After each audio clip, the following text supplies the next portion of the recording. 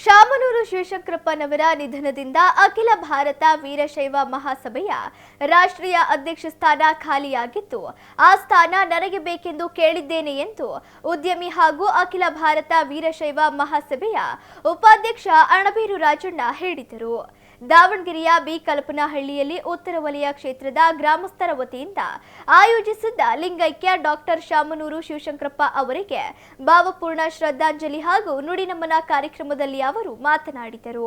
ಅಖಿಲ ಭಾರತ ವೀರಶೈವ ಮಹಾಸಭೆಗೆ 120 ವರ್ಷಗಳ ಸುದೀರ್ಘ ಇತಿಹಾಸವಿದೆ.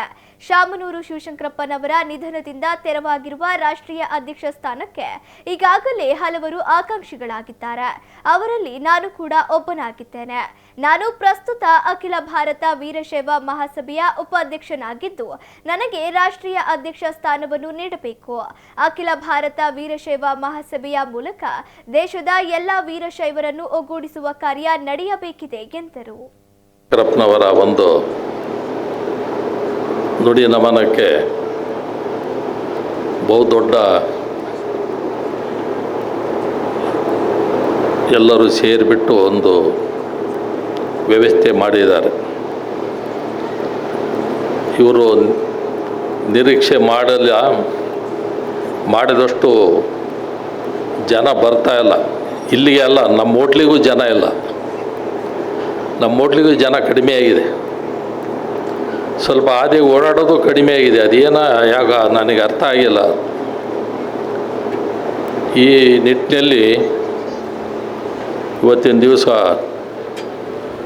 ಸಾಮಾನ್ಯವಾಗಿ ಇಲ್ಲಿ ನೆರೆದಿರ್ತಕ್ಕಂಥವರೆಲ್ಲರೂ ಶಾಮನೂರು ಶಿವಶಂಕರಪ್ಪರನ್ನ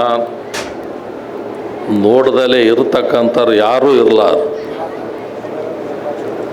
ಅವರು 95 ವರ್ಷ ಜೀವನ, ಉತ್ತಮವಾದ ಜೀವನ ಮಾಡಿ ಒಂದು ಸಮಾಜಕ್ಕೆ ಒಂದು ಒಳ್ಳೆಯದನ್ನು ಮಾಡಿ ಒಂದು ಸಾಮಾನ್ಯ ಕುಟುಂಬದಲ್ಲಿ ಹುಟ್ಟಿದ್ರೂ ಎಲ್ಲ ರಂಗದಲ್ಲಿ ಭಾಳ ಅತ್ಯಂತ ಎತ್ತರಕ್ಕೆ ಬೆಳೆದುಬಿಟ್ಟು ಬರೀ ಲಿಂಗಾಯತರಿಗೆ ಅಲ್ಲ, ಎಲ್ಲ ಸಮುದಾಯದ ಜನರಿಗೆ ಭಾಳವಷ್ಟು ಸಹಾಯ ಮಾಡಿ ಇವತ್ತು ನಮ್ಮ ಮುಂದೆ ಇಲ್ಲ.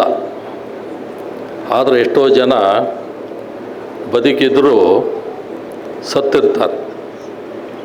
ಎಷ್ಟೋ ಜನ ಸತ್ತಿದ್ರೂ ಬದುಕಿರ್ತಾರೆ. ಆ ನಮೂನೆ ಇವತ್ತು ನಮ್ಮ ಮುಂದೆ ಇರಲಾರು ಶಿವಶಂಕರಪ್ಪನವರು. ಆದರೆ ಅವ್ರು ಮಾಡಿದಂಥ ಕಾರ್ಯ, ಅವರು ಮಾಡಿದಂಥ ನಮ್ಮೆಲ್ಲರಿಗೂ ಒಂದು ಪ್ರೀತಿ, ಆ ಪ್ರೀತಿ ಇದೆಯಲ್ಲ, ಅದು ಭಾಳವಷ್ಟು ಕೆಲಸ ಮಾಡ್ತದೆ ಮನುಷ್ಯನ ಮೇಲೆ ಪ್ರಭಾವ. ಆ ಒಂದು ನಮೂನೆ ಪ್ರೀತಿ ಮಾಡೋರು ಎಲ್ಲರನ್ನೂ ಗೌರವಿಸೋರು, ಸಣ್ಣರಿರಲಿ ದೊಡ್ಡರಿರಲಿ ಭಾಳ ಗೌರವ ಕೊಡ್ತಾಯಿದ್ರು. ಅವರು ಎಷ್ಟೇ ಶ್ರೀಮಂತಿಗಿದ್ರೂ, ಎಷ್ಟೇ ದೊಡ್ಡವರಾಗಿದ್ರೂ ಅವರಲ್ಲಿ ಸ್ವಲ್ಪನೂ ಅಹಂಕಾರ ದುರಹಂಕಾರ ಇರಲಿಲ್ಲ. ಯಾವ ಮನುಷ್ಯನಿಗೆ ಅಹಂಕಾರ ಇರುತ್ತೆ ಅವನಿಗೆ ಸ್ನೇಹಿತರು ಇರಲ್ಲ. ಯಾರಿಗೆ ಅಹಂಕಾರ ಇರುತ್ತೆ ಅವನಿಗೆ ಸ್ನೇಹಿತರು ಇರಲ್ಲ. ಯಾವನಿಗೆ ಹೊಟ್ಟೆ ಕೀಚು ಪಡ್ತಾನಲ್ಲ ಅವನಿಗೆ ನಿದ್ದೆ ಬರಲ್ಲ. ಈ ರೀತಿ ಸಮಾಜದಲ್ಲಿ ಭಾಳವಷ್ಟು ಜನ ಇದ್ದಾರೆ. ಅದರಿಂದ ಏನು ಯಾರಿಗೂ ಉಪಯೋಗ ಆಗಲ್ಲ. ಅವರೊಂದು ಸಾಮಾನ್ಯ ಕುಟುಂಬದಲ್ಲಿ ಹುಟ್ಟಿ ಭಾಳ ದೊಡ್ಡ ವಿದ್ಯಾಭ್ಯಾಸ ಮಾಡ್ದ ಇದ್ರೂ ಅದೆಲ್ಲದಕ್ಕಿಂತ ಮಿಗಿದಾಗಿ ಬೆಳೆದಿರೋರು ಶಾಮನೂರು ಶಿವಶಂಕರಪ್ಪನವರು. ಅವರು ಶಾಮನೂರು ಶಿವಶಂಕರಪ್ಪನವರು ಅವರ ತಾಳ್ಮೆ ಎಷ್ಟಿತ್ತು, ಅವರ ತಾಳ್ಮೆ ಅವರನ್ನು ಗಟ್ಟಿಗೊಳಿಸ್ತು. ಅವರ ಮೌನ ಭಾವನಾತ್ಮಕ ಚಿಂತೆಗಳನ್ನು ಗಟ್ಟಿಗೊಳಿಸ್ತವೆ. ಅವೆರಡೇ ಅವ್ರನ್ನ ಇಷ್ಟು ಎತ್ತರಕ್ಕೆ ಬೆಳೀಲಿಕ್ಕೆ ಅವೆರಡೇ ಕಾರಣ. ನಮಗೆ ಭಾಳವಷ್ಟು ಅವರು ಜೊತೆ 30-40 ವರ್ಷ ನಾವು ಅವ್ರ ಒಡನಾಡಿಗಳು. ನಾನು ಏನಾರ ಸ್ವಲ್ಪ ಮುಂದೆ ಮಾತಾಡೋದು ಜಾಸ್ತಿ, ಈಗೂ ಬಿಟ್ಟಲ್ಲ ನಾವು. ಅವರು ಭಾಳ ಸರಿ ಹೇಳಾರ ನನಗೆ, ಹಂಗೆ ಯಾಕೆ ಮುಂದೆ ಮಾತಾಡ್ತೀಯ ಅಂತ. ಆದ್ರೂ ನಮ್ಮ ಸ್ವಭಾವ ಅದು. ನಮ್ಮ ತಲೆ ಏನಿದೆಯೋ ಅದನ್ನ ಹೊರಗೆ ಹಾಕೋದು. ಬಟ್ ಅವ್ರ ತಲೆಯಲ್ಲಿ ಒಂದು ಚೂರು ಕೆಟ್ಟದ್ದಿರಲಿಲ್ಲ. ಅವ್ರು ಭಾಳ ಸರಿ ಹೇಳೋರು ನನಗೆ, ನಮ್ಮದೇ ಯೋಚನೆ ಮಾಡೋಕ್ಕೆ ನಮಗೆ ಸಮಯ ಇಲ್ಲ, ಬೇರೆಯದ್ದು ಯೋಚನೆ ಮಾಡೋಕ್ಕೆ ಯಾಕೆ ಮಾಡಬೇಕು ಅನ್ನೋ ಒಂದು ಮನಸ್ಥಿತಿ ಅವರಲ್ಲಿತ್ತು. ಅವೆಲ್ಲ ಗುಣಗಳು ಅವರಲ್ಲಿ ಇರೋದ್ರಿಂದ ಅವರು ಎತ್ತರಕ್ಕೆ ಬೆಳೆಯೋಕ್ಕೆ ಸಾಧ್ಯ ಆಯಿತು. ಅವರು ವ್ಯಾಪಾರ ಮಾಡಿದ್ದಾರೆ, ರಾಜಕೀಯ ಮಾಡಿದ್ದಾರೆ, ಶಿಕ್ಷಣ ಕ್ಷೇತ್ರದಲ್ಲಿ ದೊಡ್ಡ ಕ್ರಾಂತಿನೇ ಮಾಡಿದ್ದಾರೆ. ದಾವಣಗೆರೆಯಲ್ಲಿ ಸುಮಾರು 7-8 ಸಾವಿರ ಜನ ಮಕ್ಕಳಲ್ಲಿ ವಿದ್ಯಾಭ್ಯಾಸ ಮಾಡ್ತಾ ಇದ್ದಾರೆ. ಲಕ್ಷಾಂತರ ಜನ ಅಲ್ಲಿ ಓದಿ ಪ್ರಪಂಚ ತುಂಬ ಕೆಲಸ ಮಾಡ್ತಾ ಇದ್ದಾರೆ.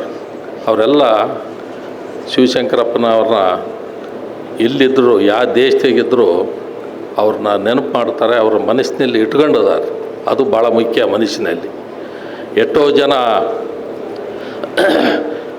ಸಾಹುಕಾರರು ಒಂದು ಏನು ಬಡತನದಲ್ಲಿ ಹುಟ್ಟಿದ್ರೂ ಬಡವನಾಗಿ ಸಾಯಬಾರ್ದು, ಅದು ಅವರಲ್ಲಿ ಕಿಚ್ಚಿತ್ತು. ದೊಡ್ಡ ಶ್ರೀಮಂತರಾಗಿ ಅವರು ಇವತ್ತೊಂದು ದಿವಸ ನಮ್ಮ ಮುಂದೆ ಇಲ್ಲ. ಇಲ್ಲದ್ರೂ ದಾವಣಗೆರೆಯಲ್ಲಿ ತಾವು ನೋಡಿದಂಗೆ ಅವರ ಒಂದು ಶ್ರದ್ಧಾಂಜಲಿ ಕಾರ್ಯಕ್ರಮದಲ್ಲಿ ಸುಮಾರು ಒಂದು 50-60 ಸಾವಿರ ಜನ ಸೇರಿತ್ತು. ಅವತ್ತಿನ ಕಾರ್ಯಕ್ರಮದಲ್ಲಿ ನಾಡಿನಾದ್ಯಂತ ಎಲ್ಲ ಸ್ವಾಮಿಗಳು ಅವತ್ತಿನ ದಿವಸ ಭಾಗವಹಿಸಿದ್ರು. ಶಿವಶಂಕರಪ್ಪನವರು ಭಾಳ ದೈವ ಭಕ್ತರು. ಅವರು ದೇವ್ರ ಮೇಲೆ ಭಾಳ ಅಪಾರವಾದ ಭಕ್ತಿ, ಸ್ವಾಮಿಗಳ ಬಗ್ಗೆ ಅಪಾರವಾದ ಭಕ್ತಿ. ತಂದೆ ತಾಯಿಗಳನ್ನು ಕೊನೆ ಉಸಿರು ಅವರು ಸಾಯೋದಿಂದ 10 ನಿಮಿಷ ಇದ್ದಾಗ ನಾವು ಅಲ್ಲಿ ಹೋದ್ವಿ ಅವತ್ತಿನ ದಿವಸ. ಅವ್ವ ಅಪ್ಪ ಅನ್ನೋರು, ಅವ್ವ ಅಪ್ಪ. ಆಮೇಲೆ ಮನೆ ದೇವ್ರನ್ನ ನೆನೆಸೋರು, ಅವರ ಕೊನೆ ಉಸಿರು ಅದೇ. ಆ ನೀತಿನಲ್ಲಿ ಬೆಳೆದಂಥ ಶಾಮನೂರು ಶಿವಶಂಕರಪ್ಪನವರು ಅವರು ಭಾಳ ದೈವ ಭಕ್ತಿ ಪೂಜೆ. ಇವತ್ತು ಅವ್ರ ಮನೆಯಲ್ಲಿ ಅವ್ರ ಮಕ್ಕಳು, ಸೊಸೆಯಂದಿರು, ಮೊಮ್ಮಕ್ಕಳು ಅವ್ರು ಏನು ಹಾಕಿ ಕೊಟ್ಟಿದ್ದಾರೆ ಅವರೆಲ್ಲರೂ ಅದೇ ಥರ ನಡೀತಾರೆ. ದೇವ್ರ ಮೇಲೆ ಅಪಾರವಾದ ಭಕ್ತಿ. ಯಾವುದೇ ದೇವರು, ಯಾವುದೇ ಇದಾಗಲಿ, ಮನೆ ದೇವರಾಗಲಿ, ಮನೆಯಲ್ಲಿ ಪೂಜೆ ಆಗಲಿ, ಅಷ್ಟೊಂದು ದೈವ ಭಕ್ತಿಯಿಂದ ಮನೆಗಿರೋರು ಎಲ್ಲರೂ ನಡೀತಾರೆ ಈಗಲೂ. ಅದು ಭಾಳ ವಿಶೇಷ. ಅದನ್ನೆಲ್ಲ ಒಂದು ಅವರು ಮನೆ ಇರೋವರಿಗೆಲ್ಲರಿಗೂ ಒಂದು ಪಂಕ್ತಿ, ಒಂದು ತಳಹದಿ ಹಾಕಿ ಹೋಗಿದ್ದಾರೆ. ಅದೇ ರೀತಿ ಅವರ ಮಗ ಮಲ್ಲಿಕಾರ್ಜುನವರು ಮಂತ್ರಿಯಾಗಿದ್ದಾರೆ. ಅವರು 3 ಸಾರಿ ಮಂತ್ರಿಗಳಾಗಿದ್ದಾರೆ. ದಾವಣಗೆರೆಯಲ್ಲಿ ಸಾಕಷ್ಟು ಕೆಲಸಗಳು ಅಭಿವೃದ್ಧಿ ಮಾಡ್ತಾ ಇದ್ದಾರೆ. ಅವರ ಧರ್ಮ ಪತ್ನಿಯವರಾದರೂ ಅವರು ರಾಜಕೀಯಕ್ಕೆ ಪ್ರವೇಶ ಮಾಡಿದ್ದಾರೆ. ಅವರು ಯಥಾವತ್ತು ಶಿವಶಂಕರಪ್ಪನವರ ಹಾದಿನಲ್ಲಿ ನಡೀತಾ ಇದ್ದಾರೆ. ಎಲ್ಲರನ್ನು ಪ್ರೀತಿಸ್ತಾರೆ, ಗೌರವಿಸ್ತಾರೆ, ಯಾರು ಕರೆದ್ರೂ ಹೋಗ್ತಾರೆ, ಮನೆಯಲ್ಲಿ ತಮ್ಮ ಎಲ್ಲರನ್ನೂ ಮಾತಾಡಿಸ್ತಾರೆ.